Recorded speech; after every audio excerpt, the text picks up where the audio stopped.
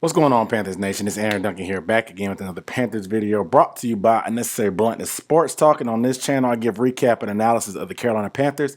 So if you want to see more videos about the Panthers and stay up to date on all the news, the reactions, podcasts, live streams, and all the above, you got to hit the subscribe button and give this video a thumbs up also. But when you subscribe, make sure you hit the bell icon because that's going to make sure you get notification every time I drop a video. You won't miss any videos. So when you hit the bell icon, make sure you hit all so you get a notification for all. Okay, so today's video is a little bit different for my channel. I'm going to call it Overreaction Monday. And this is a new segment I'm probably going to start implementing because I see a lot of different headlines on Twitter and in the space in the comments on Instagram and Facebook about the Panthers. And I want to put out some things that seem a little bit extreme and maybe a little bit true also. But I'm going to rate if it's an overreaction or a proper reaction. Okay, so let's go ahead and get into it. I got a couple of these things on there. So I want you guys to comment one by one which ones you think are an overreaction or underreaction or a proper reaction. Okay, let's get into it. So let's get into the first one. The first one is the Panthers will not win another game for the rest of this year. Is that an overreaction or a proper reaction? I'm going to say it's an overreaction. Now, the schedule is tough on the back end, and we've pretty much been going through our easy part of the schedule, and we obviously have one of the toughest remaining schedules in the league. But when you have teams like the Miami Dolphins on your schedule and the football team who not very good at all, who's possibly have worse O-lines and worse quarterback play than us, you have to feel a little bit good about our offense at least having some kind of upside with Christian McCaffrey being back, and obviously our dominant defense being able to prey on these bad offensive lines and these suspect quarterbacks. So there's at least 2 wins, but any given Sunday a team can lose. We saw the Buffalo Bills lose to the Jacksonville Jaguars. The Jacksonville Jaguars won the game against possibly the best team in the AFC without even scoring a touchdown. We saw the Saints just beat the Tampa Bay Bucks the other week without Jameis Winston, and then turn around and lose to the Falcons, who everybody thought was one of the worst teams in the league also, after they lost to the Carolina Panthers. So any given week, these things can change because the NFL is so competitive. There's a ton of parity. That's the reason why they have the salary cap, is to give everybody a decent chance to compete. And it's not like college football where whoever has the most talent from recruiting, who can pay the most money to these guys, is going to be able to win. So I think it's an overreaction. I think the Panthers have at least 2 more wins, which is not that encouraging. But I think they can maybe knock off some more divisional opponents because they are undefeated in the division, but the ending to the season with the Saints and the Bucks and the Bills obviously does not look too promising. It's amazing how things can turn around, going from starting 3-0 to talking playoffs to being stuck at 4 or 5 right now. It's a week-to-week league, but things can change very quick. But like I said, I'm curious to know you guys' thoughts. Let me know down below in the comments about number 1. Do you think it is an overreaction or a proper reaction, the fact that we may not win another game for the rest of this year? The second headline we're going to talk about today is after Sam Darnold's 3 interception performance and being hurt, Sam Darnold should not start another game for the Carolina Panthers in his career. Let me know, do you think this is an overreaction or a proper reaction? In my opinion, you got to roll with Sam once he gets healthy, just because, I mean, you're going to lose games. It's going to be ugly. You're going to be hurting your progress. But sometimes you just got to lay in the bed that you made. I know he's on the hook for $18 million next year. So it's very, very likely that he could be on this roster next year and be starting in some capacity. Not because we have no other choice, but because if we have any quarterback that we go with outside of a veteran free agent that we acquire, if we go to the draft, a lot of these guys aren't day one starters in my opinion. I do like Malik Willis, Matt Corral, some of those guys, but a lot of them seem like they may need to marinate on the bench a little bit, so you may end up having to play Sam just a little bit for a few games until the rookie gets their legs underneath them. Now, if you draft them high enough, obviously the fans could get pissed off enough and boo enough and get Sam up out the paint. It may be quicker than we expect from him being the quarterback and handing the reins off to the next young quarterback, though. But I highly expect Sam Darnold to be on this roster next year in some capacity, unless they restructure his deal and then cut him. But I think they're going to draft a young quarterback. Sam's probably going to get the start early on in the year, or they'll battle in camp.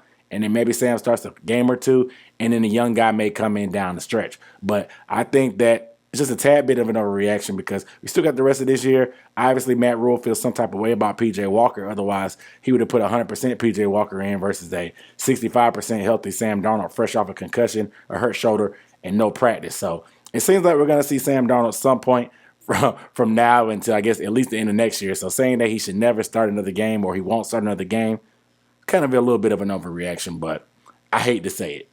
Let me know down below in the comments, do you think that was an overreaction or a proper reaction that Sam Darnold shouldn't start another game for the Carolina Panthers? The third headline that we're going to talk about is Matt Rhule deserves to be fired after this year because of his poor choice in quarterbacks, and he doesn't deserve to have a third quarterback in his coaching regime.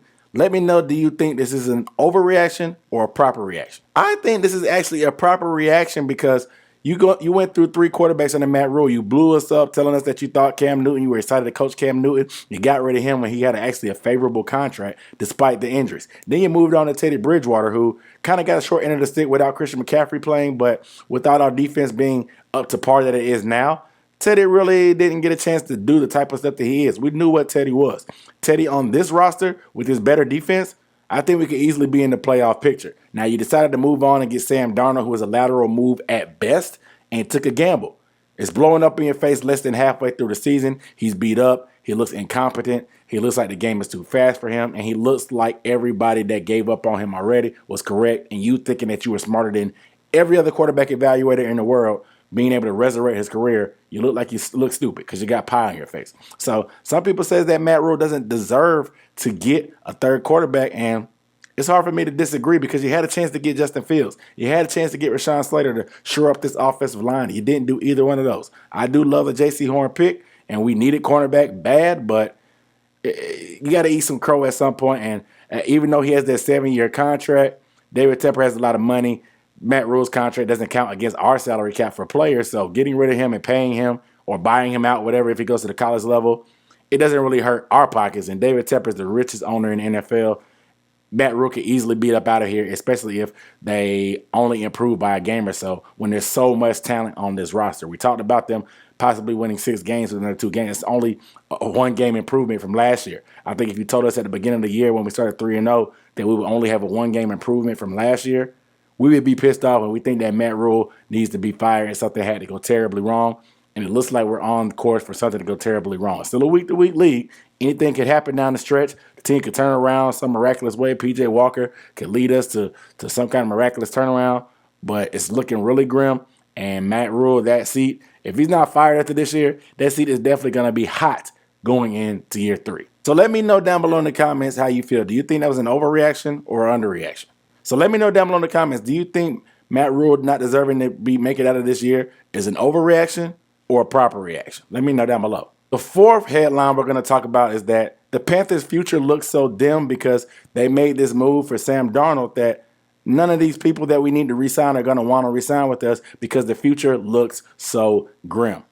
Let me know, do you think this is an overreaction or a proper reaction? I'm going to say it's an overreaction because there's a couple things to think about. Because Dante Jackson, DJ Moore, guys like that, Stephon Gilmore, Hassan Reddick, there's a different type of guys. Okay, so Stephon Gilmore will be the only toss-up, but he said he's comfortable in Carolina. His wife and family seems to love it. The headquarters are moving to Rock Hill. If the price is right, I see no reason why Stephon Gilmore won't try to stay here. He's got a Super Bowl ring. He's got a Defensive Player of the Year trophy. Why not make some money and thrive in an up-and-coming team in his latter years in his career closer to home? So I think we have a good chance of re-signing him if the price is right. Now, Hassan Reddick, obviously he's been playing out of position most of his career in Arizona, and Phil Snow is the reason that him being in college made him a good prospect coming out, made him a first-round pick. Obviously, Arizona gave up on him, but he's thriving, on pace to probably have another career year.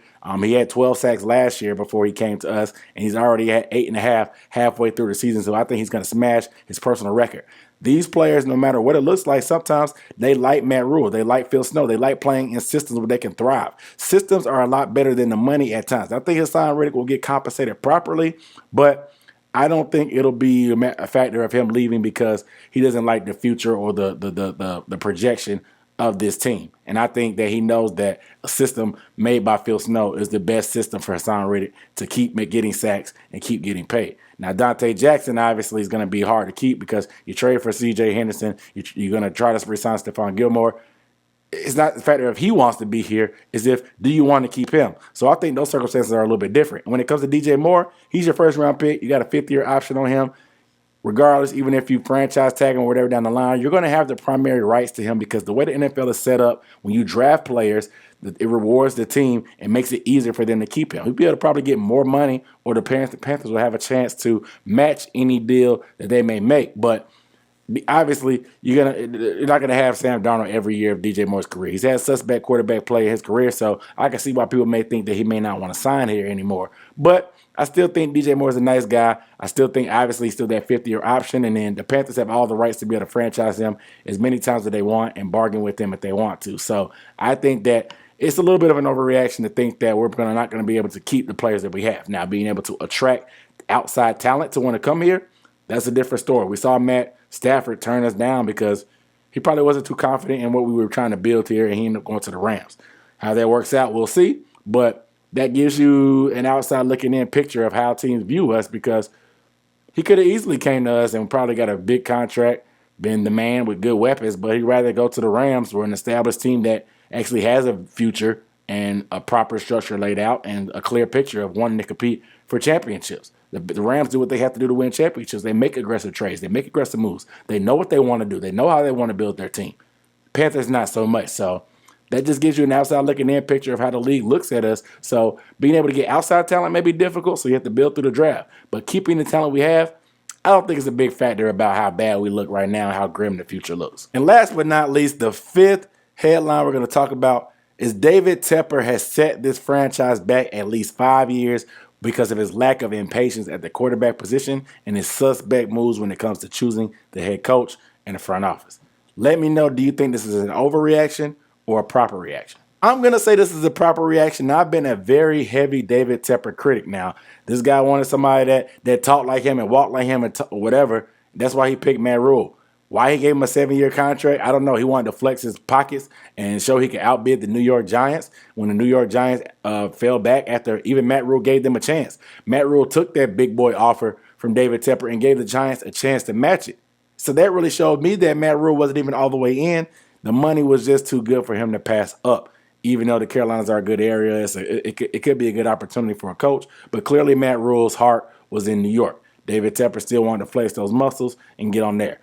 I've even heard that David Tepper wanted Josh McDaniels, but Josh McDaniels said, But he kind of strong-armed Eric Bieniemy, even though they gave Eric Bieniemy the interview, and he said that he wanted to coach Cam, and that may have been the deal breaker. And I think David Tepper wanting to move on from Cam so easily is the reason why we're in where we're at now. Because they easily kept Cam one more year, drafted Justin Fields or drafted somebody in the draft to give us something to pass the baton to. Or you could have kept Teddy. You put all this pressure in the media and threw shade at Teddy, and obviously it come back to bite you. Teddy's playing way better than Sam Darnold is. He's having a career year up in Denver, and you look stupid because you gave up all these picks and you're paying Teddy Bridgewater salary for nothing. But that comes from the guy up top, David Tepper, putting this pressure on the front office to find that guy. He wants to find that guy. He's so desperate that they're trying to do reclamation projects, and they end up having a fallback plan on Sam Darnold and end up overspending when it comes to money and trades. So, and then, like I said, you overpay for a coach. So you look really, really stupid because you're overpaying for inexperienced coaches that haven't proven anything. You're taking gambles on quarterbacks that have been bad their whole career. You got rid of Cam, who was a staple in the Carolinas, and really alienated the fan base because now you see the stands are empty. And I know David Tepper doesn't really care because, as long as the away team pays for the tickets, David Tepper is getting paid. As long as those PSL owners keep paying those bills, David Tepper doesn't care, especially when he's getting a lot of the facilities and stuff he's trying to build financed by tax incentives from the taxpayers in South Carolina and North Carolina. So David Tepper really doesn't care at this point. But that's what kind of shows, because he might have even bought this franchise for a tax write-off. You hate to say it, but he seems to not be in a hurry. He had a lot to say during the offseason and preseason and stuff, but he's been very quiet. None of these moves that he's been trying to make behind the scenes have blown up in his face. So I do think it is a proper reaction to say that he set this team back because you gave up all these picks for Sam Darnold. You got to pay him money next year, so you can't really just get rid of him clean without having something happen. But nobody wants to trade for him because he's so bad. So where do you go from here? And it just seems very grim, because if you were going through these lumps with a young quarterback and a young, inexperienced coach like Matt Rhule, you may feel a little bit better, but you don't got a young quarterback. You got good old Sam Darnold, so you don't feel great. So let me know, do you think this is an overreaction or a proper reaction, guys, down below in the comments. But without further ado, man, I'm Aaron Duncan. I'm going to sign off here. You guys make sure you are subscribed if you have not subscribed. I do appreciate you guys watching. I'll see you next time. Peace.